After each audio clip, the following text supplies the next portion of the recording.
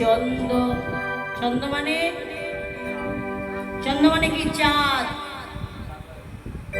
গগনমণ্ডলীতে চাঁদের উদয় হলো, আর যেই চাঁদ উঠেছে অমনি পবন মন্দ, পবন মানে বাতাস, চাঁদ যেই উঠেছে অমনি মৃদু মৃদু বাতাস বয়ে যাচ্ছে, খুব জোরে নয়, হ্যাঁ খুব জোরে নয়, মৃদু মৃদু বাতাস বইছে। আর এই যেই মৃদু মৃদু বাতাস বয়ে যাচ্ছে, বিপিনে ভরালো, বিপিন অর্থাৎ বন, সারা বনে ভরে গেল কিসে? কুসুম গন্ধ, কুসুম গন্ধ, কুসুম অর্থাৎ ফুল। কোন কোন ফুল? মল্লিকা, মালতী, জুথি, এই সমস্ত ফুল বুক ভরা মধু নিয়ে গোবিন্দ সেবায় লাগবে বলে তারা প্রস্ফুটিত হয়ে বসলেন।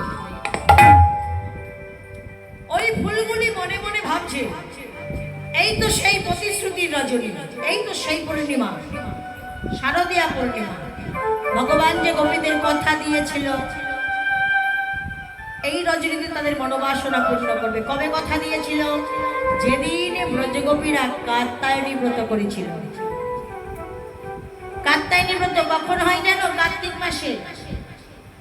কার্তিক মাসে এক মাস নিয়ম সেবার মাস আছে, সেটাই হয় কাত্যায়নী ব্রত। আর ওই নিয়ম সেবার মাস যারা পালন করে তারা সেই ব্রজের গোপী। আজও সেই ব্রজের গোপীরা তারা এক মাস ধরে ব্রত পালন করছে। ব্রত পালনের শেষের দিন তারা পূজার টালি সাজিয়ে নিয়ে তারা যমুনার তীরে পূজা করবার জন্য এবার তারা সারি সারি চলবে। এসো তোমরা সখীরা আসবা, গোবিন্দ আসবেন। এসো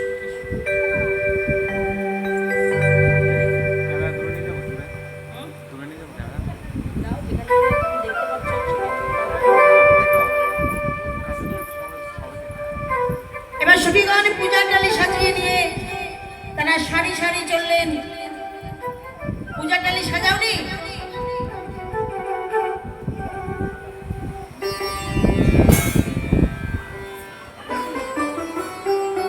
হবে না,